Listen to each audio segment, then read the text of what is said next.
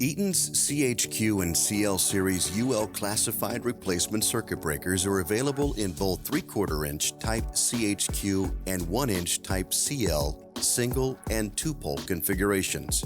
These breakers are classified as direct replacements by Underwriters Laboratories. In addition to a UL listing, they also come with a 15-year warranty. There are two primary categories of classification for breakers: specified and classified.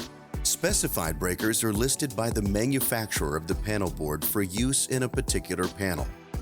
This doesn't mean that the panel board manufacturer produced the specified breaker. It merely means that the panel board manufacturer has tested the breaker in the panel. In fact, through the years, Eaton has manufactured thousands of breakers for other panel board manufacturers.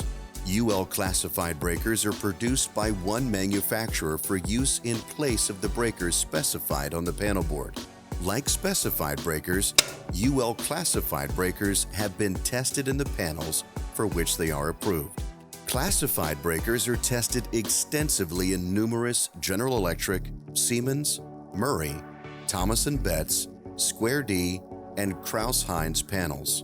The tests are conducted with witnesses from Underwriters Laboratories Incorporated and involve short circuit, temperature, and insertion withdrawal applications.